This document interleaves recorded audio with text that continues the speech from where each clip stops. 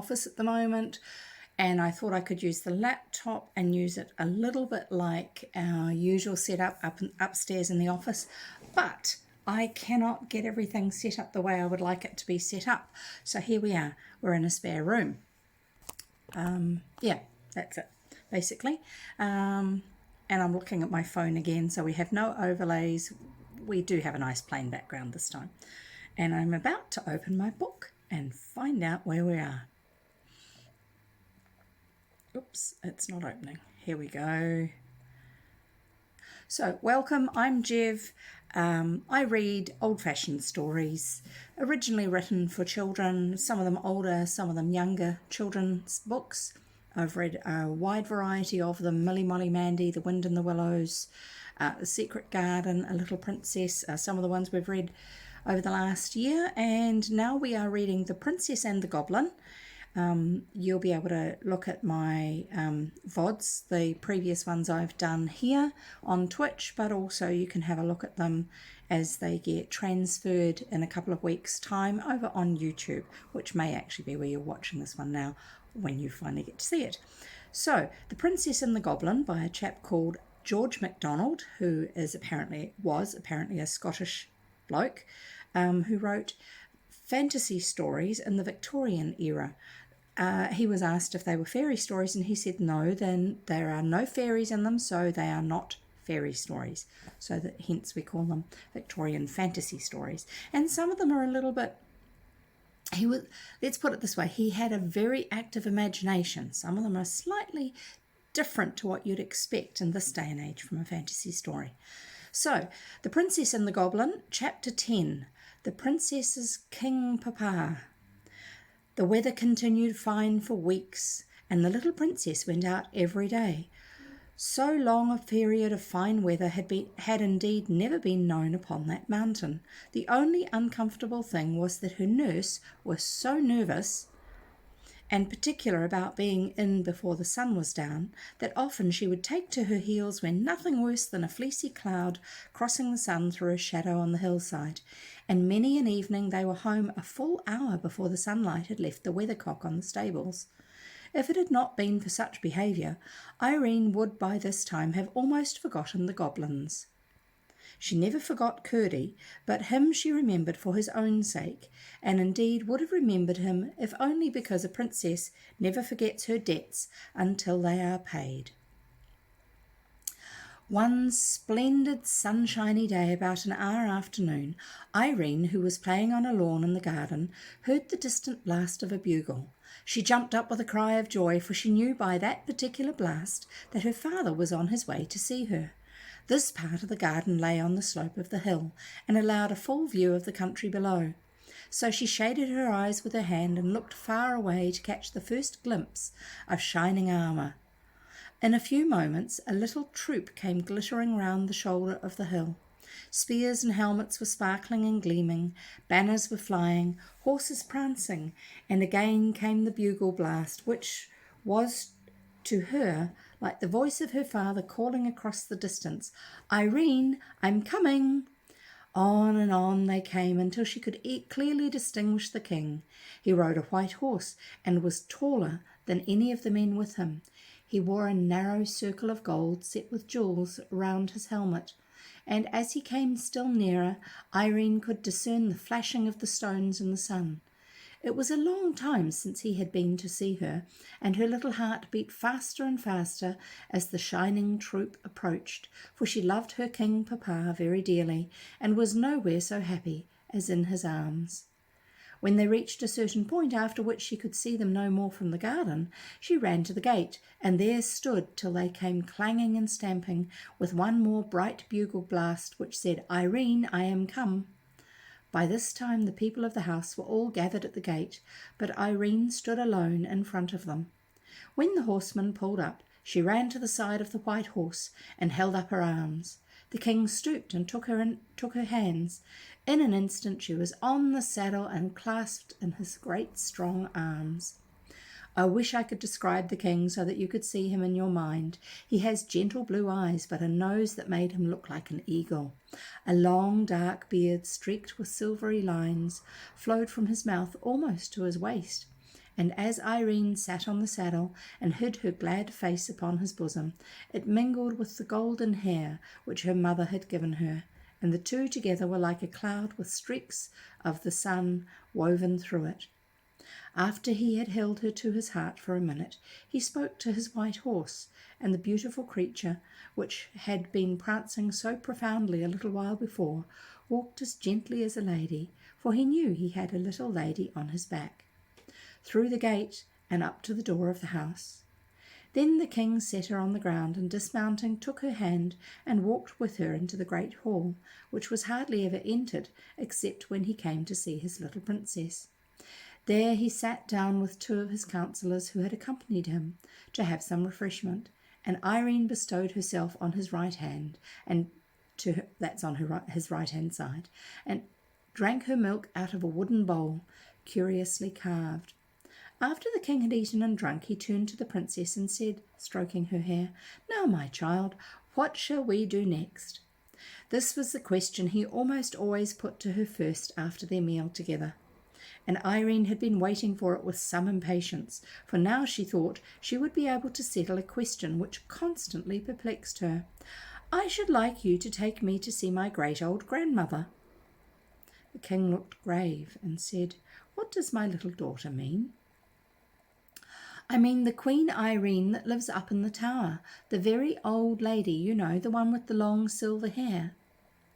The king only gazed at his little princess with a look which she could not understand.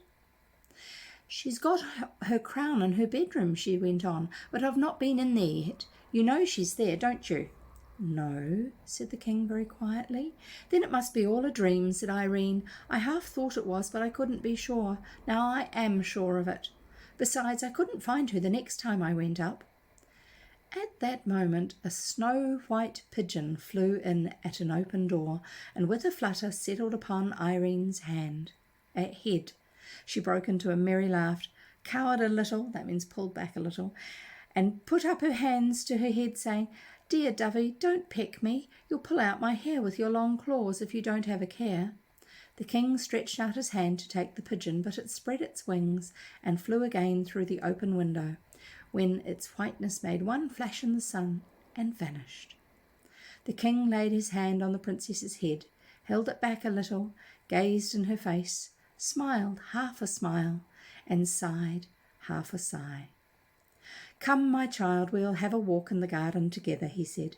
"You won't come up and see my huge, great, beautiful grandmother then, King Papa?" said the princess. Remember, she's only 7, so great-great-great-grandmother, or whatever it is, means all of those things in her mind. Huge, great, beautiful grandmother. "Not this time," said the king very gently. "She has not invited me, you know, and great old ladies like her do not choose to be visited without leave asked and given." The garden was a very lovely place, being upon a mountainside. There were parts of it where the rocks came through in great masses, and all immediately about them remained quite wild. Tufts of heather grew upon them, and other hardy mountain plants and flowers, while near them would be lovely roses and lilies, and all pleasant garden flowers. This mingling of the wild mountain with the civilized garden was very quaint, and it was impossible for any number of gardeners to make such a garden look formal and stiff. Against one of these rocks was a garden seat, shadowed from the afternoon sun by the overhang of the rock itself. There was a little winding path up to the top of the rock, and on the top another seat, but they sat on the seat at its foot, because the sun was hot, and there they talked together of many things. At length the king said, "You were out late one evening, Irene." "Yes, Papa, it was my fault, and Lootie was very sorry." "I must talk to Lootie about it," said the king. "Don't speak loud to her, please, Papa," said Irene. "She's been so afraid of being late ever since. Indeed, she has not been naughty. It was only a mistake for once." "Once might be too often," murmured the king to himself as he stroked his child's head. I cannot tell you how he had come to know. I am sure Curdie had not told him. Someone about the palace must have seen them after all. He sat for a good while thinking. There was no sound to be heard except that of a little stream which ran merrily out of an opening in the rock by where they sat, and sped away down the hill through the garden. Then he rose and, leaving Irene where she was, went into the house and sent for Lootie, with whom he had a talk that made her cry. When in the evening he rode away upon his great white horse, he left 6 of his attendants behind him, with orders that 3 of them should watch outside the house every night, walking round and round it from sunset to sunrise. It was clear he was not quite comfortable about the princess. That's the end of that chapter. Just remember, she's only 7. She hasn't really understood about the goblins because nobody's been allowed to tell her about the goblins because of the fact that there's some history between them, which we've had hinted at in different chapters up till now. And I'm going to have a quick drink of water because it's a chapter break. Did you bring your water? Did you remember? Look, I've got mine.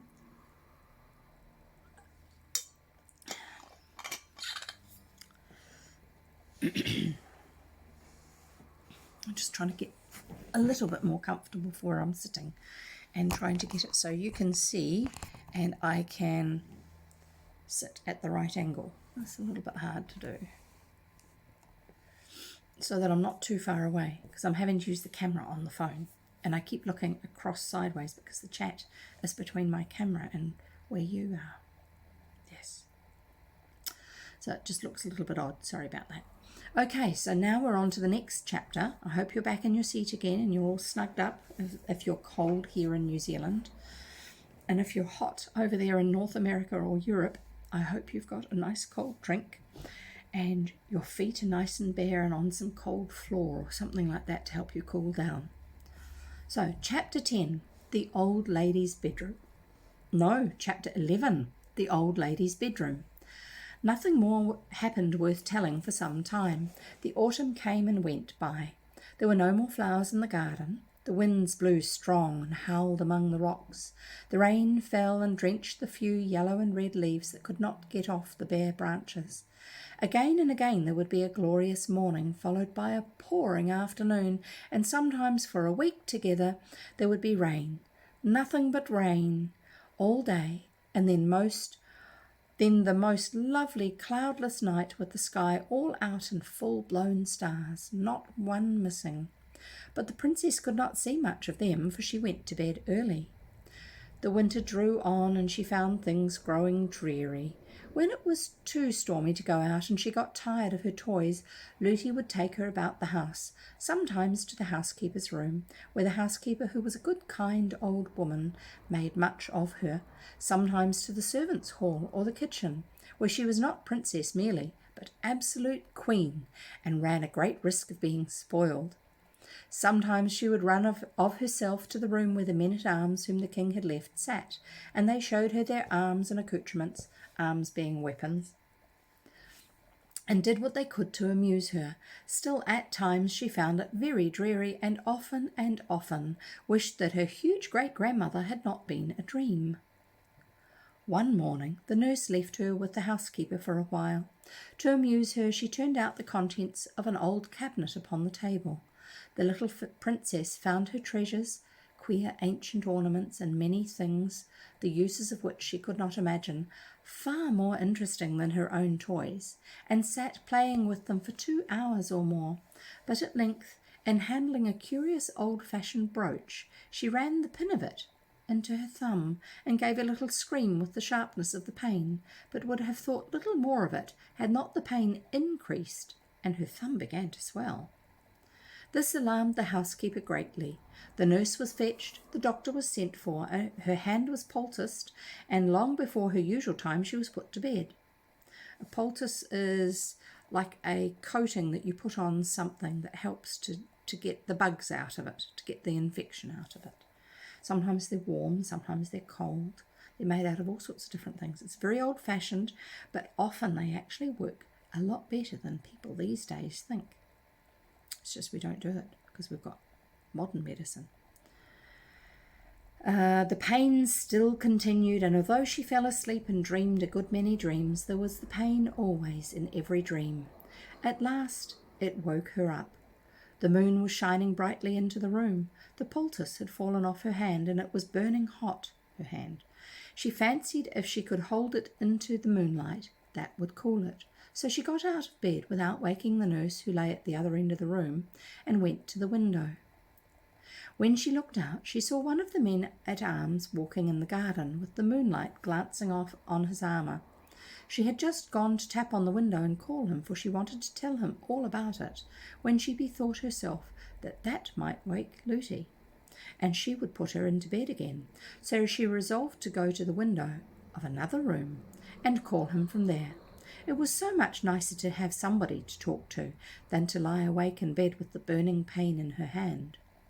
She opened the door very gently and went through the nursery, which did not look out into the garden, to go to the other window.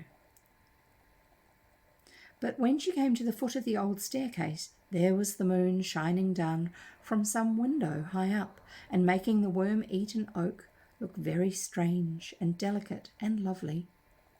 In a moment she was putting her little feet one after the other in the silvery path up the stair, looking behind her as she went, to see the shadow they made in the middle of the silver. Some little girls would have been afraid to find themselves thus alone in the middle of the night, but Irene was a princess. As she went slowly up the stairs, not quite sure that she was not dreaming, suddenly a great longing woke up in her heart to try once more whether she could not find the old lady with the silvery hair. If she is a dream, she said to herself, then I am the likelier to find her, if I am dreaming. So up she went, stair after stair, until she came to the many rooms, all just as she had seen them before. Through passage after passage she softly sped, comforting herself that if she should lose her way it would not matter much, because when she woke she would find herself in her own bed, with Lootie not far off. But as she had known every step of the way, she walked straight to the door. As if she had known every step of the way, she walked straight to the door at the foot of the narrow stair that led to the tower. What if I should really find my beautiful old grandmother up there? She said to herself as she crept up the steep stairs. When she reached the top, she stood a moment listening in the dark, for there was no moon there. Yes, it was the hum of the spinning wheel. What a diligent grandmother to work both day and night. She tapped gently at the door. "Come in, Irene," said the sweet voice. The princess opened the door and entered. There was the moonlight streaming in at the window, and in the middle of the moonlight sat the old lady in her black dress with the white lace, and her silvery hair mingling with the moonlight, so that you could not have distinguished one from the other. "Come in, Irene," she said again. "Can you tell me what I am spinning?" She speaks, thought Irene, just as if she had seen me 5 minutes ago, or yesterday at the furthest. "No," she answered, "I don't know what you are spinning. Please, I thought you were a dream. Why couldn't I find you before, great-great-grandmother?" That you are hardly old enough to understand, but you would have found me sooner if you hadn't come to think I was a dream. I will give you one reason, though, why you couldn't find me. I didn't want you to find me." That's different. "Why, please?" "Because I did not want Lootie to know that I was here." "But you told me to tell Lootie." "Yes, but I knew Lootie would not believe you. If she were to see me sitting spinning here, she wouldn't believe me either." "Why?" "Because she couldn't. She would rub her eyes and go away and say she felt queer and forget half of it and more, and then say it had all been a dream." "Just like me," said Irene, feeling very much ashamed of herself. "Yes, a good deal like you, but not just like you, for you've come again, and Lootie wouldn't have come again. She would have said no, she had had enough of such nonsense." "Is it naughty of Lootie, then?" "It would be naughty of you. I've never done anything for Lootie." "And you did wash my hands and face for me," said Irene, beginning to cry. The old lady smiled a sweet smile and said, "I'm not vexed with you, my child, nor with Lootie either, but I don't want you to say anything more to Lootie about me. If she should ask you, you must just be silent, but I do not think she will ask you." All the time they talked, the old lady kept on spinning. "You haven't told me yet what I am spinning," she said. "Because I don't know. It's very pretty stuff." It was indeed very pretty stuff. There was a good bunch of it on the distaff attached to the spinning wheel, and in the moonlight it shone like, what shall I say it was like? It was not white enough for silver. Yes, it was like silver, but shone grey rather than white, and glittered only a little. And the thread the old lady drew out from it was so fine that Irene could hardly see it. "I'm spinning this for you, my child." "For me? What am I to do with it, please?" "I will tell you by and by, but first I will tell you what it is. It is spider webs of a particular kind. My pigeons bring it to me from over the great sea. There is only one forest where the spiders live who make this particular kind, the finest and strongest of any. I have nearly finished my present job. What is on the rock now will be quite sufficient. I have a week's worth there yet, though," she added, looking at the bunch. "Do you work all day and night too, great-great-great-great-grandmother?" said the princess, thinking to be very polite with so many greats. "I'm not quite so great as all that," she answered, smiling almost merrily. "If you call me grandmother, that will do. No, I don't work every night, only moonlit nights, and then no longer than the moon shines upon my wheel. I shan't work much longer tonight." "And what will you do next, grandmother?" "Go to bed. Would you like to see my bedroom?" "Yes, I think that I should." "Then I think I won't work any longer tonight. I shall be in good time." The old lady rose and left her wheel standing just as it was. You see there was no good in putting it away, for there was not any furniture. Where there was not any furniture, there was no danger of being untidy. Then she took Irene by the hand, but it was her bad hand, and Irene gave a little cry of pain. "My child," said her grandmother, "what is the matter?" Irene held her hand into the moonlight that the old lady might see it, and told her all about it, at which she looked grave, but she only said, "Give me your other hand," and having led her out upon the little dark landing, opened the door on the opposite side of it. What was Irene's surprise to see the loveliest room she had ever seen in her life. It was large and lofty and dome-shaped. From the centre hung a lamp as round as a ball, shining as if with the brightest moonlight, which made everything visible in the room, though not so clearly that the princess could tell what many of the things were. A large oval bed stood in the middle, with a coverlid of rose colour, and velvet curtains all round it of a lovely pale blue. The walls were also blue, spangled all over with what looked like stars of silver. The old lady left her, and going to a strange-looking cabinet, opened it and took out a curious silver casket. Then she sat down on a low chair, and calling Irene, made her kneel before her while she looked at her hand. Having examined it, she opened the casket and took from it a little ointment. The sweetest odour filled the room, like that of roses and lilies, as she rubbed the ointment gently all over the hot, swollen hand. Her touch was so pleasant and cool that it seemed to drive away the pain and heat wherever it came. "Oh, grandmother, it is so nice," said Irene. "Thank you, thank you." Then the old lady went to a chest of drawers and took out a large handkerchief of gossamer-like cambric, which she tied around her hand. So cambric is a fabric, and gossamer means that it's ultra fine, like really, really, really, really thin threads. "I don't think that I can let you go away tonight," she said. "Do you think you would like to sleep with me?"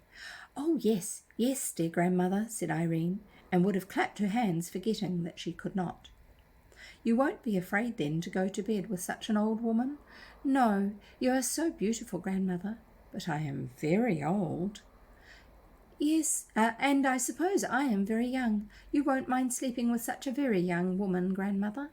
You sweet little pertness," said the old lady, and drew her toward her, and kissed her on the forehead and the cheek and the mouth.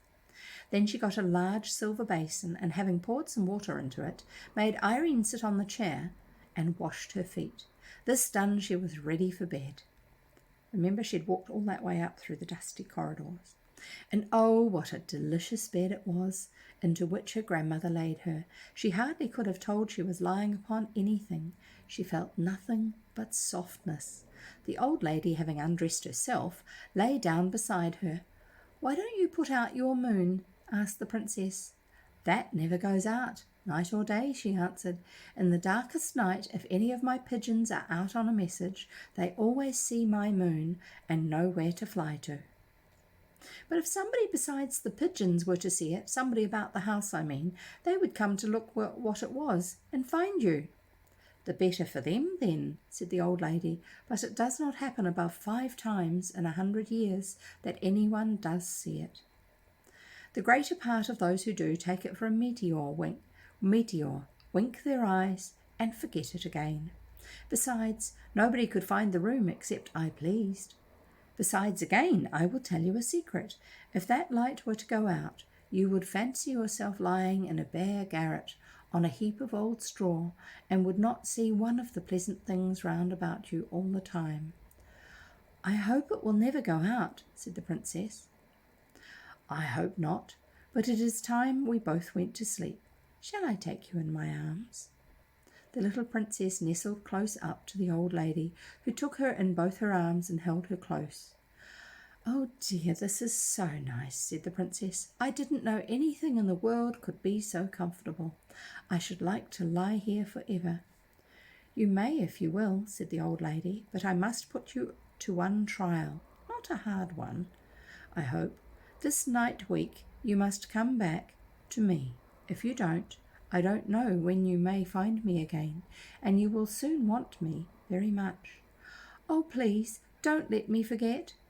"You shall not forget. The only question is whether you will believe I am anywhere, whether you will believe I am anything but a dream. You may be sure I will do all I can to help you to come, but it will rest with yourself after all. On the night of next Friday you must come to me. Mind now." "I will try," said the princess. "Then good night," said the old lady, and kissed the forehead which lay beside her. In a moment more the little princess was dreaming in the midst of the loveliest dreams, of summer seas and moonlight and mossy springs and great murmuring trees and beds of wild flowers with such odours as she had never smelled before. But after all, no dream could be more lovely than what she had left behind when she fell asleep. In the morning she found herself in her own bed. There was no handkerchief or anything else on her hand, only a sweet odour lingering about it. The swelling had all gone down, the prick of the brooch had vanished. In fact, her hand was perfectly well. And that's the end of that chapter. We'll read the next one, which is chapter 12, a short chapter about Curdie, but I'm going to have my drink of water because we have our drink of water in the chapter breaks, don't we? Remember?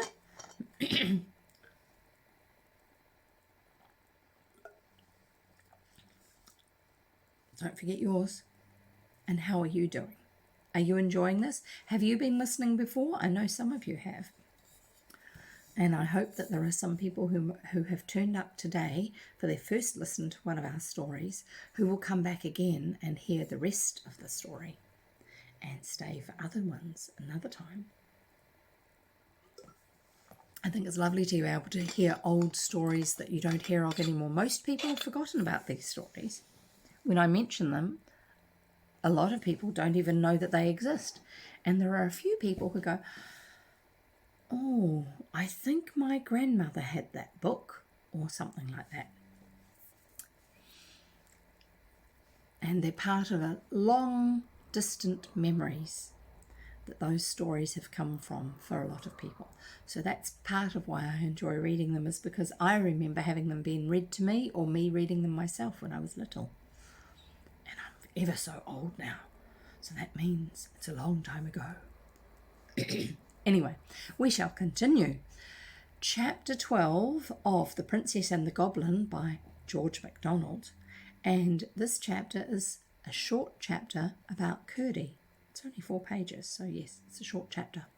Curdie spent many nights in the mine. His father and he had taken Mrs. Peterson into the secret. That's Curdie's mother and Mr. Peterson's wife. For they knew mother could hold her tongue, which was far more than could be said of all the miners' wives. But Curdie did not tell her that every night he spent in the mine, part of it went in earning a new red petticoat for her. Mrs. Peterson was such a nice, good mother. All mothers are more or less, but Mrs. Peterson was nice and good, all more and no less. She made a little heaven in that poor cottage on the hillside for her husband and her son to go home to out of the dreary earth in which they worked. I doubt if the princess was very much happier even in the arms of her huge great-grandmother than Peter and Curdie were in the arms of Mrs. Peterson. Thank you for this. Thank you for following. That means you will get notified when I go live next time. That's wonderful. Anyone else here who hasn't followed yet, please do. Thank you. Thank you. You're very kind. Peter and Curdie were in the arms of Mrs. Peterson. True, her hands were hard and chapped and large, but it was with work for them, and therefore in the sight of the angels her hands were so much more beautiful.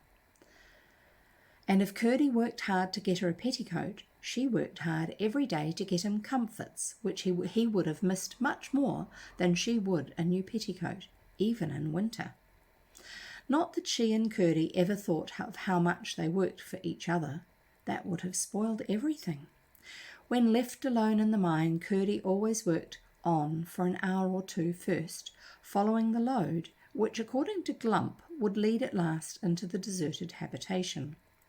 After that he would set out on a reconnoitring expedition. In order to manage this, or rather the return from it, better than the first time, he had bought a huge ball of fine string, having learned the trick from Hop-o'-my-Thumb, whose history his mother had often told him. Not that Hop-o'-my-Thumb had ever used a ball of string. I should be sorry to be supposed so far out in my classics. That's the author talking about it, the learning that he had had. But the principle was the same as that of the pebbles.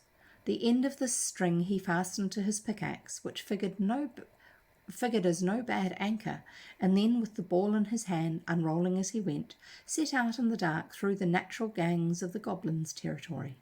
The first night or two he came upon nothing worth remembering, saw only a little of the home life of the cobs in the various caves that they called houses, failed in coming upon anything to cast light upon the foregoing design, which kept the inundation for the present in the background. But at length, I think on the 3rd or 4th night, he found, partly guided by the noise of their implements, a company of evidently the best sappers and miners amongst them, hard at work. A sapper is an engineer of a certain sort. It's an old-fashioned term. What were they about? It could not well be the inundation, seeing that had in the meantime been postponed to something else. Then what was it?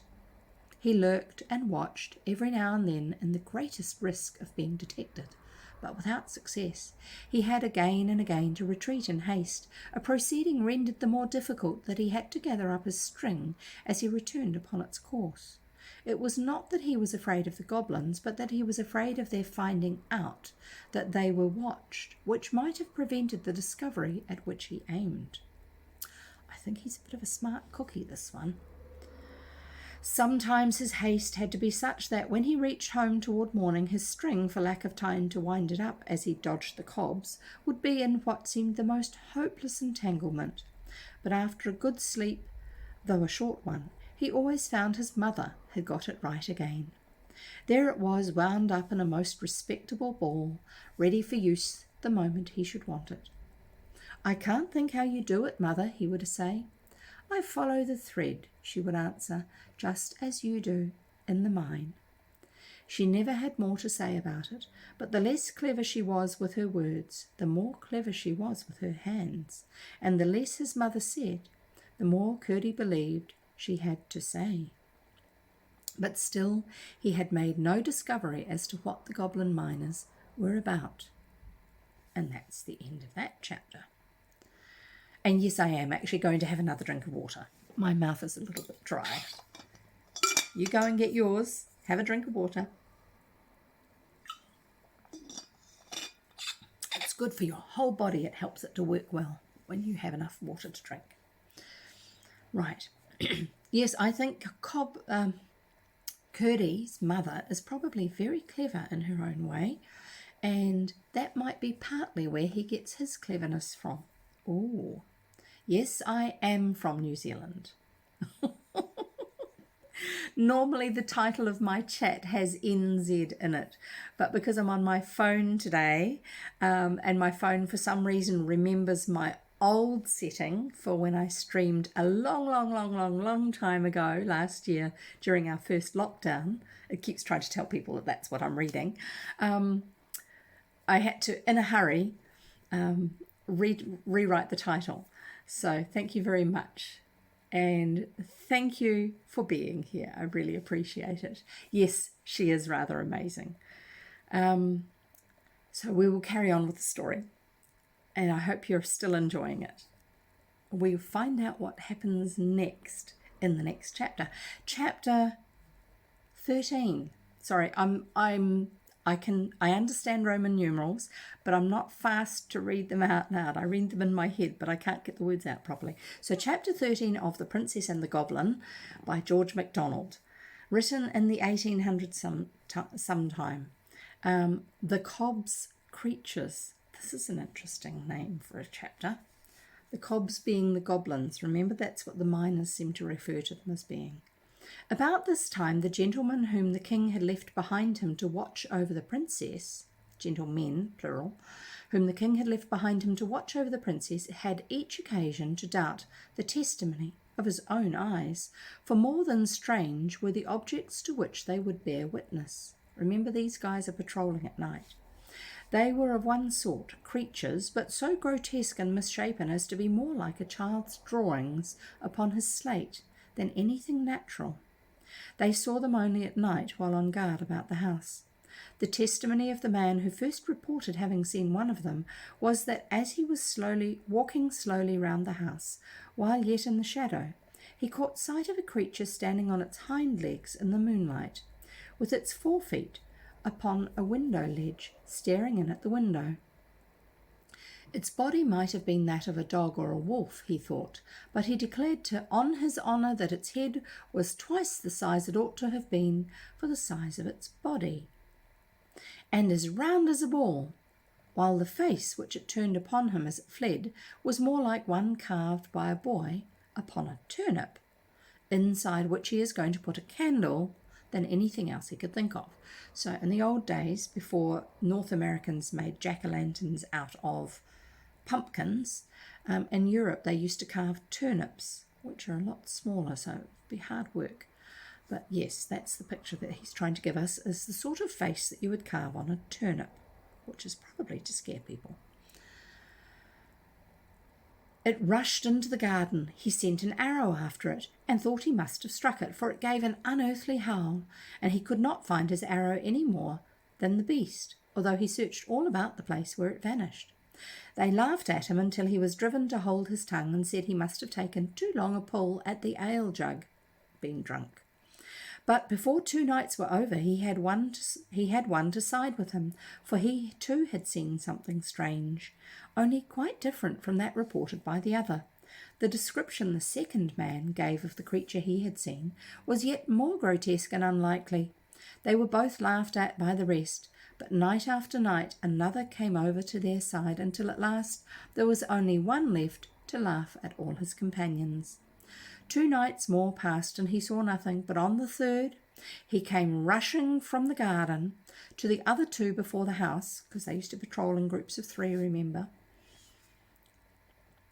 in such an agitation that they declared, for it was their turn now, that the band of his helmet was cracking under his chin with the rising of his hair inside it. His hair was standing up, pushing his helmet up, and so the chin strap was so tight under his chin that it was going to crack.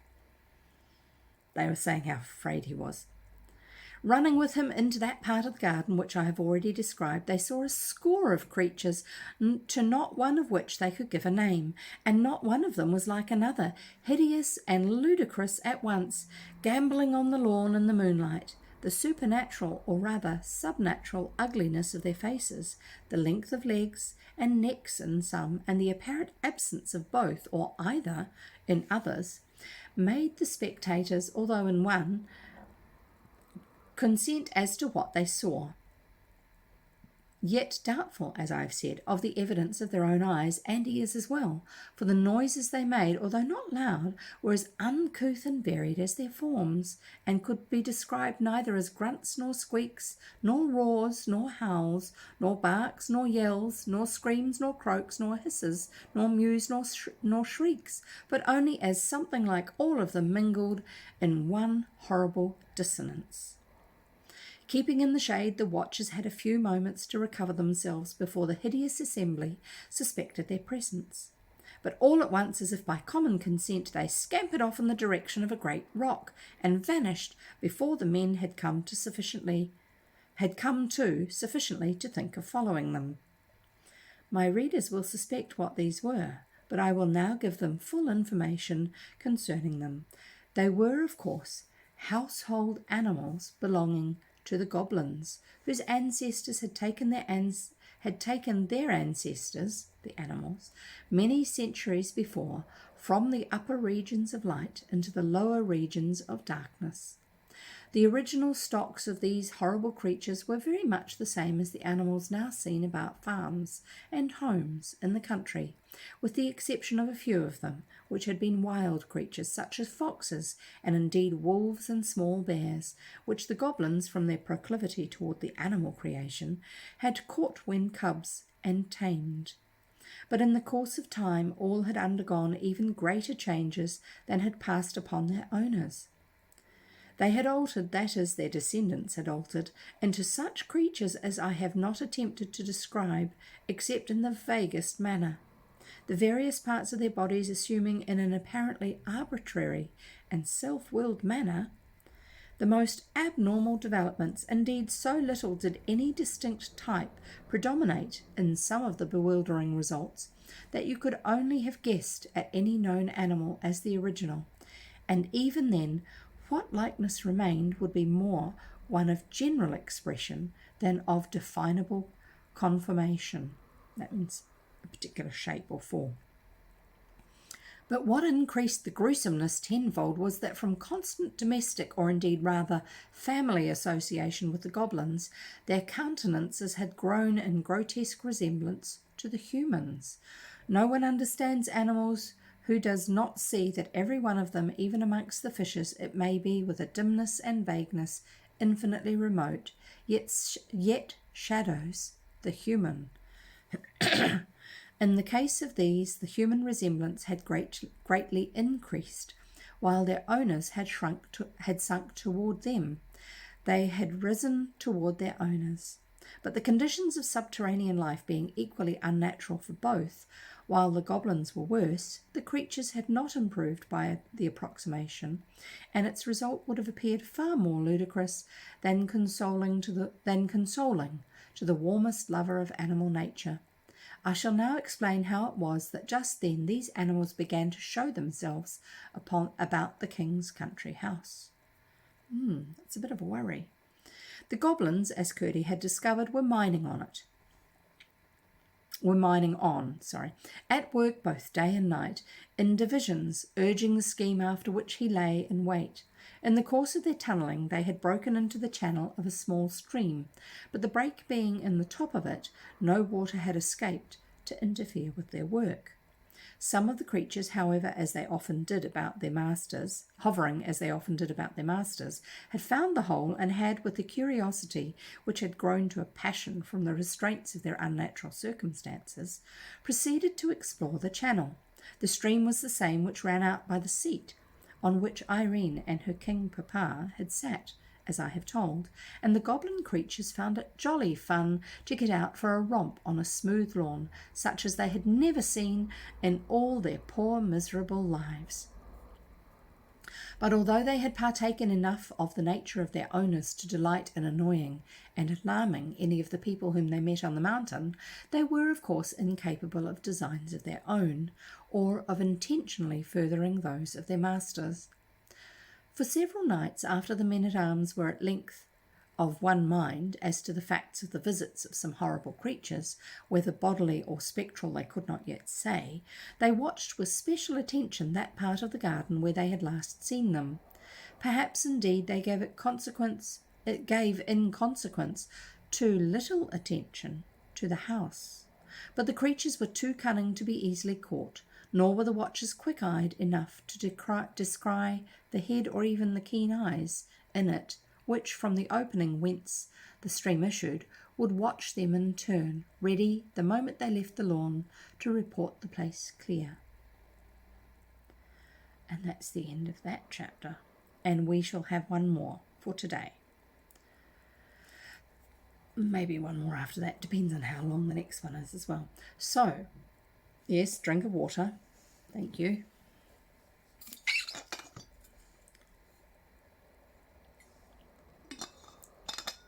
So, you're from Turkey, if I guess right with that flag, I think. Is that right? Turkey? It's a long way away from here. New Zealand's a long way away from everywhere. Anyway, so we shall carry on. The Princess and the Goblin by George MacDonald, chapter 14. I got that one. That night week. Remember, Irene's grandmother had said to come back that night week.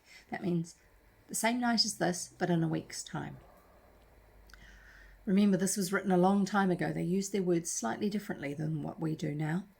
During the whole of the week, Irene had been thinking every other moment of her promise to the old lady, although even now she could not quite feel sure that she had not been dreaming.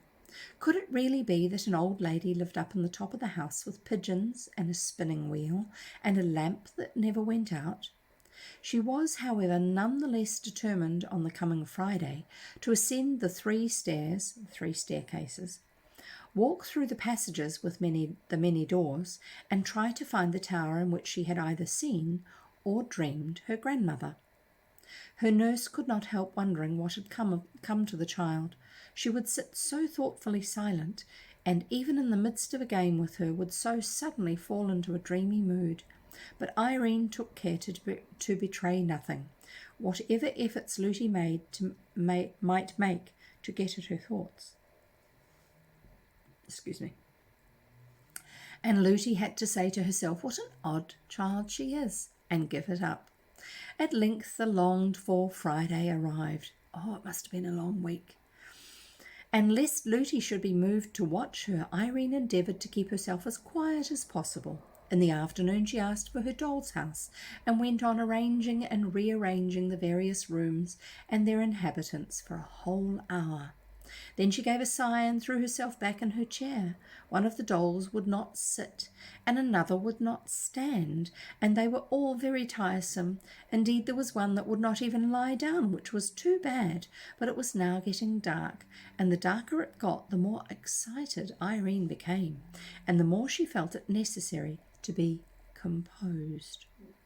I see you want your tea, Princess, said the nurse. I will go and get it. The room feels close. I will open the window a little. The evening is mild. It won't hurt you. There's no fear of that, Lootie, said Irene, wishing she had put off going for the tea till it was darker, when she might have made her attempt with every advantage. I fancy Lootie was longer in returning than she had intended, for when Irene, who had been lost in thought, looked up, she saw it was nearly dark, and at the same moment caught sight of a pair of eyes bright with a green light glowering at her through the open window. The next instant something leapt into the room. It was like a cat, with legs as long as a horse's. Irene said, but its body no bigger, and its legs no thicker than those of a cat. It's almost like it was on stilts. She was too frightened to cry out, but not too frightened to jump from her chair and run from the room. It is plain enough to every one of my readers what she ought to have done, and indeed Irene thought of it herself, but when she came to the foot of the old stair, just outside the nursery door, she imagined the creature running up those long ascents after her and pursuing her through the dark passages, which, after all, might lead to no tower. That thought was too much. Her heart failed her, and turning from the stair, she rushed along the hall, whence, finding the front door open, she darted into the court, pursued, at least she thought so, by the creature. No one happened to see her. On where she ran, unable to think for fear, happening to see her, on she ran, unable to think for fear, and ready to run anywhere to elude the awful creature with the stilt legs. Not daring to look behind her, she rushed straight out of the gate and up the mountain. It was foolish indeed, thus to run further and further from all who could help her, as if she had been seeking a fit spot for the goblin creature to eat her at his leisure. But that is the way fear serves us. It always takes the side of the thing that we are afraid of. The princess was soon out of breath with running uphill, but she ran on, for she fancied that horrible creature just behind her, forgetting that, had it been after her, such legs as those must have overtaken her long ago. At last she could run no longer, and felt unable even to scream by the roadside, where she lay for some time, half dead with terror, but finding nothing lay hold of her, and her breath beginning to come back, she ventured at length to get half up and peer anxiously about her. It was now so dark that she could see nothing, not a single star was out. She could not even tell in what direction the house lay, and between her and home she fancied the dreadful creature lying ready to pounce upon her. She saw now that she ought to have run up the stairs at once.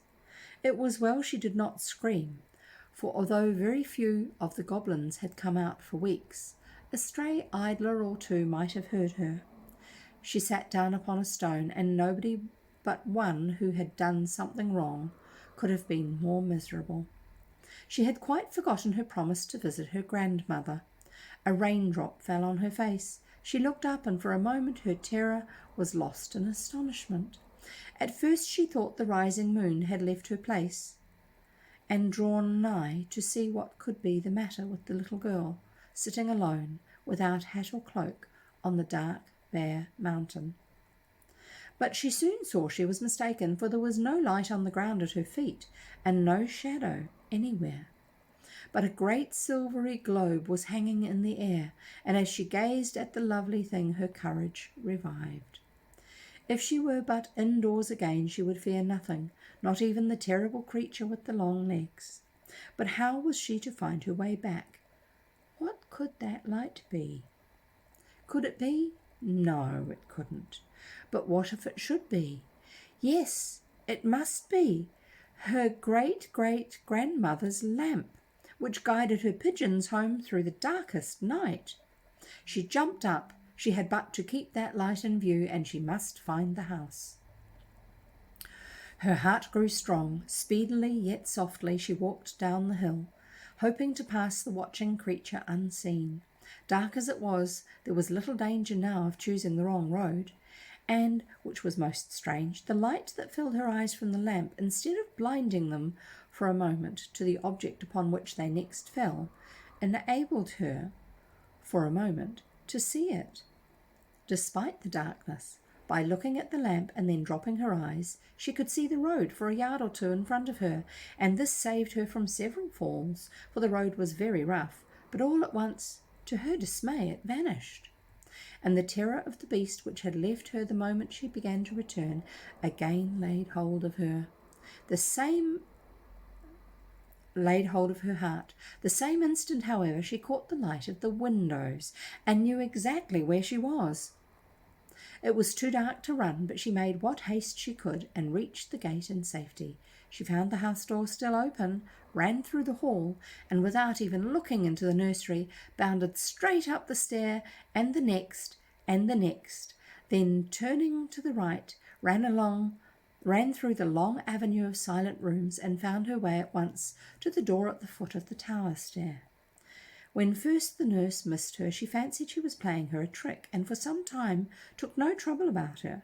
But at last, getting frightened, she began to search, and when the princess entered, the whole household was hither and thither over the house, hunting for her. A few seconds after she reached the stair of the tower, they had even begun to search the neglected rooms in which they would never have thought of looking, had they not already searched every other place they could think of in vain. But by this time she was knocking at the old lady's door. And that's the end of that chapter. Oh, yes, I'm going to read the next chapter. It's longer, but I'm going to read it. Drink of water, probably the last one for the reading today.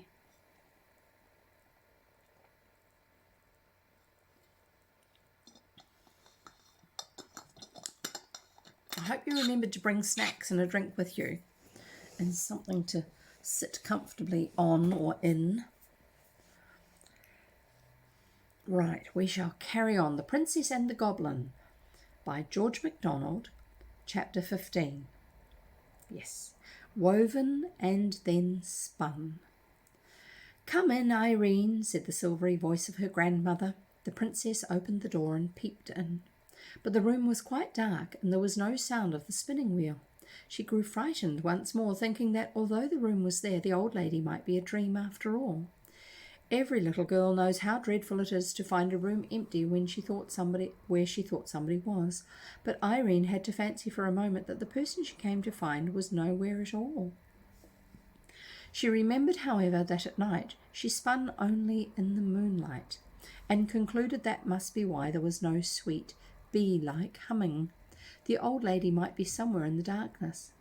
Before she had time to think another thought, she heard her voice again, saying as before, "Come in, Irene." From the sound she understood at once that she was not in the room beside her. Perhaps she was in her bedroom. She turned across the passage, feeling her way to the other door. When her hand fell on the lock, again the old lady spoke. "Shut the other door behind you, Irene. I always close the door of my workroom when I go to my chamber." Irene wondered to hear her voice so plainly through the door. Having shut the other, she opened it and went in. Oh, what a lovely haven to reach from the darkness and fear through which she had come.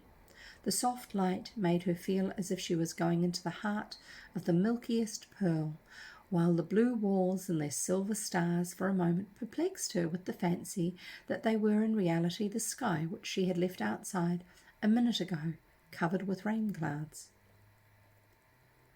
I will be putting pictures from the story up on our Discord server, which you will find a link to in my About Me section or on my main page here on Twitch.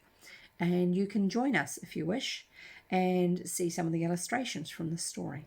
It's the reason I'm saying that is because it's a little picture of Irene greeting her grandmother in the blue room painted with stars. And I shall carry on. "I've lighted a fire for you, Irene. You're cold and wet."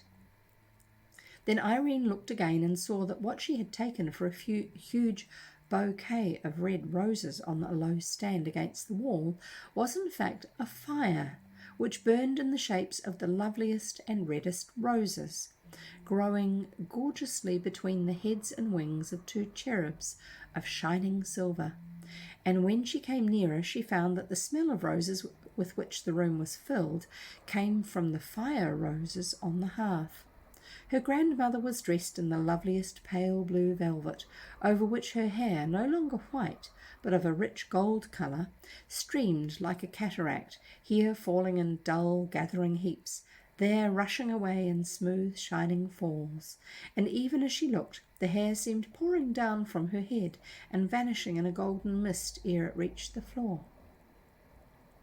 It flowed from under the edge of a circle of shining silver, set with alternated pearls and opals. On her dress was no ornament whatever, neither was there a ring on her hand, or a necklace or carcanet about her neck, but her slippers glimmered with the light of the Milky Way, for they were covered in seed pearls and opals in one fine mass. Her face was that of a woman of 23. The princess was so bewildered with astonishment and admiration that she could hardly thank her, and drew nigh with timidity, feeling dirty and uncomfortable. The lady was seated on a low chair by the side of the fire, with hands outstretched to take her, but the princess hung back with a troubled smile. "Why, what's the matter?" asked her grandmother. "You haven't been doing anything wrong. I know that by your face, though it is rather miserable. What's the matter, my dear?" And still she held out her arms. "Dear grandmother," said Irene, "I'm not so sure that I haven't done something wrong. I ought to have run up to you at once when the long-legged cat came in at the window, instead of running out on the mountain and making myself such a fright. You were taken by surprise, my child, and are not so likely to do it again. It is when people do wrong things wilfully that they are the more likely to do them again. Come." And still she held out her arms. "But grandmother, you're so beautiful and grand with your crown on, and I am so dirty with mud and rain. I should quite spoil your beautiful blue dress." With a merry little laugh, the lady sprang from her chair, more lightly far than Irene herself could, caught the child to her, and kissing the tear-stained face over and over, sat down with her in her lap. "Oh, grandmother, you'll make yourself such a mess," cried Irene, clinging to her. "You darling, do you think I care more for my dress than for my little girl? Besides, look here." As she spoke, she set her down, and Irene saw to her dismay that the lovely dress was covered with the mud of her fall on the mountain road. But the lady stooped to the fire, and taking from it, by the stalk, in her fingers, one of the burning roses, passed it once and again, and a third time, over the front of her dress. And when Irene looked, not a single stain was to be discovered. "There," said her grandmother, "you won't mind coming to me now?" But Irene again hung back, eyeing the flaming rose which the lady held in her hand. "You're not afraid of the rose, are you?" she said, and she was about to throw it on the hearth again. "Oh, don't, please," cried Irene. "Won't you hold it to my frock and hands and face? And I'm afraid my feet and my knees want it too." "No," answered her grandmother, smiling a little sadly, and she threw the rose from her. "It is too hot for you yet. It would set your frock in a flame. Besides, I don't want to make you clean tonight. I want your nurse and the rest of the people to see you as you are, for you will have to tell them how you ran away for fear of the long-legged cat. I should like to wash you, but they won't believe you then. Do you see that bath behind you?" The princess looked and saw a large oval tub of silver, shining brilliantly in the light of the wonderful lamp. "Go and look into it," said the lady. Irene went and came back very silently, with her eyes shining. "What did you see?" asked her grandmother. "The sky and the moon and the stars," she answered. "It looked as if there was no bottom to it." The lady smiled a pleased, satisfied smile, and was silent also for a few moments. Then she said, "Any time you want a bath, come to me. I know you have a bath every morning, but sometimes you want one at night too." "Thank you, grandmother. I will indeed," answered Irene, and was again silent for some moments, thinking. Then she said, "How was it, grandmother, that I saw your beautiful lamp? Not the light of it only, but the great round silver lamp itself, hanging alone in the great open air high up. It was your lamp I saw, wasn't it?" "Yes, my child, it was my lamp." "Then how was it? I don't see a window all round." "When I please, I can make the lamp shine through the walls, shine so strong that it melts them away from before the sight, and shows itself as you saw it. But as I told you, it is not everybody who can see it." "How is it that I can then? I'm sure I don't know." "It is a gift born with you, and one day I hope everybody will have it." "But how do you make it shine through the walls?" "Ah, that you would not understand if I were to try ever so much to make you." "Not yet, not yet. But," added the lady, rising, "you must sit in my chair while I get you the present I have been preparing for you. I told you my spinning was for you. It is finished now, and I am going to fetch it. I have been keeping it warm under one of my brooding pigeons." Irene sat down in the low chair, and her grandmother left her, shutting the door behind her. The child sat gazing, now at the rose fire, now at the starry walls, now at the silvery light, and a great quietness came over her heart. If all the long-legged cats in the world had come rushing helter-skelter at her then, she would not have been afraid of them for a single moment. How this was, however, she could not tell. She only knew that there was no fear in her, and everything was so right and safe that it could not get in. She had been gazing at the lovely lamp for some minutes, fixedly. Turning her eyes, she found the wall had vanished, for she was looking out on the dark, cloudy night. But though she heard the wind blowing, none of it blew upon her. In a moment more the clouds themselves parted, or rather vanished, like the wall, and she looked straight into the starry herds, flashing gloriously in the dark blue. That's the flocks of stars. Flashing gloriously in the dark blue, but it was but for a moment. The clouds gathered again and shut out the stars. The wall gathered again and shut out the clouds. And there stood the lady beside her, with the loveliest smile on her face, and a shimmering ball in her hand, about the size of a pigeon's egg. "There, Irene, there is my work for you," she said, holding out the ball to the princess.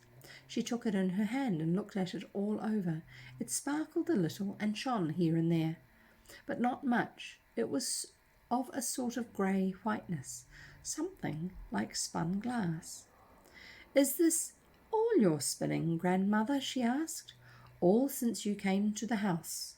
There is more there than you think." "How pretty it is! What am I to do with it?"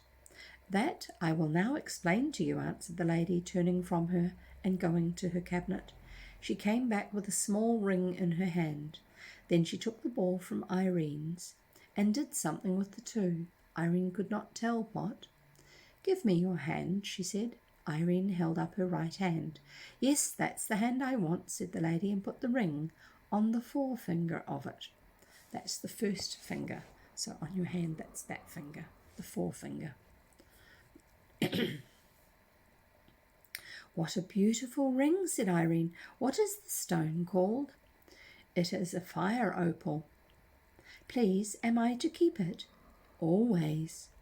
"Oh, thank you, grandmother. It's prettier than anything I ever saw, except those of all colours.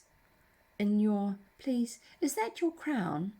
"Yes, it is my crown. The stone in your ring is of the same sort, only not so good. It is only red, but mine have all colours, you see." "Yes, grandmother, I will take such care of it. But," she added, hesitating. "But what?" asked her grandmother. "What am I to say to Lootie when she asks me where I got it?" "You will ask her where you got it," answered the lady, smiling. "I don't see how I can do that." "You will, though." "Of course I will if you say so, but you know I can't pretend not to know." "Of course not, but don't trouble yourself about it. You will see when the time comes." So saying, the lady turned and threw the little ball into the rose fire. "Oh, grandmother!" exclaimed Irene. "I thought you had spun it for me." "So I did, my child, and you've got it." "No, it's burnt in the fire." The lady put her hand in the fire, brought out the ball glimmering as before, and held it toward her. Irene stretched out her hand to take it, but the lady turned and, going to her cabinet, opened a drawer and laid the ball in it. "Have I done anything to vex you, grandmother?" said Irene pitifully. "No, my darling, but you must understand that no one ever gives anything to another properly and really without keeping it. That ball is yours." "Oh, I'm not to take it with me. You are going to keep it for me?" "You are going to take it with you. I've fastened the end of it to the ring on your finger." "I can't see it there, grandmother," she said. "Feel a little way from the ring toward the cabinet." "Oh, I do feel it!" exclaimed the princess, "but I can't see it," she added, looking close to her outstretched hand. "No, the thread is too fine for you to see it. You can only feel it." Now you can fancy how much spinning that took. although it does seem such a little ball. But what use can I make of it if it lies in your cabinet? That is what I will explain to you. It will be of no use to you. It wouldn't be yours at all if it did not lie in my cabinet. Now listen. If ever you find yourself in any danger, such, for example, as you were this evening, you must take off your ring and put it under the pillow of your bed. Then you must lay your forefinger, the same that wore the ring, upon the thread and follow the thread wherever it leads you. Oh, how delightful! It will lead me to you, grandmother. I know. Yes, but remember, it may seem to you a very roundabout way indeed, and you must not double the thread. Of one thing you may be sure, that while you hold it, I hold it too. It is very wonderful, said Irene thoughtfully, and then suddenly becoming aware, she jumped up, crying, Oh, grandmother, here, I have been sitting all this time in your chair, and you are standing. I beg your pardon. The lady laid her hand on her shoulder and said, Sit down again, Irene. Nothing pleases me better than to see anyone sit in my chair. I am only too glad to stand so long as anyone will sit in it. How kind of you, said the princess, and sat down again. It makes me happy, said the lady. But, said Irene, still puzzled, won't the thread get in someone's way and be broken if the one end is fast to my ring and the other laid in your cabinet? You will find that it arranges itself. I am afraid it is time for you to go. Mayn't I stay and sleep with you tonight, grandmother? No, not tonight. If I had meant you to stay tonight, I should have given you a bath. But you know everybody in the house is miserable about you, and it would be cruel to keep them so all night. You must go downstairs. I'm so glad, grandmother, you didn't say go home, for this is my home. Mayn't I call this my home? You may, my child, and I trust you will always think it your home. Now come, I must take you back without anyone seeing you. Please, I want to ask you one question more, said Irene. Is it because you have your crown on that you look so young? No, child, answered her grandmother. It is because I feel so young this evening that I put my crown on, and it occurred to me that you would like to see your old grandmother in her best. Why do you call yourself old? You're not old, grandmother. I am very old indeed. It is so silly of people, I don't mean you, for you're such a tiny and couldn't know better, but it is so silly of people to fancy that old age means crookedness and witheredness and feebleness and sticks and spectacles and rheumatism and forgetfulness. It is so silly. Old age has nothing whatever to do with all that. The right old age means strength and beauty and mirth and courage and clear eyes and strong, painless limbs. I am older than you are able to think. And look at you, grandmother, cried Irene, jumping up and flinging her arms about her neck. I won't be so silly again, I promise you. At least, I'm rather afraid to promise, but if I am, I promise to be sorry for it. I do. I wish I were as old as you, grandmother. I don't think you are ever afraid of anything. Not for long, at least, my child. Perhaps by the time I am 2,000 years of age, I shall indeed never be afraid of anything. But I must confess that I have sometimes been afraid about my children. Sometimes about you, Irene. Oh, I'm so sorry, grandmother. Tonight, I suppose you mean. Yes, a little tonight, but a good deal when you had all but made up your mind that I was a dream and no real great-great-grandmother. You must not suppose that I am blaming you for that. I dare say it was out of your power to help it. I don't know, grandmother, said the princess, beginning to cry. I can't always do myself as I should like, and I don't always try. I'm very sorry, anyhow. The lady stooped, lifting her in her arms, and sat down with her in her chair, holding her close to her bosom. In a few minutes, the princess had sobbed herself to sleep.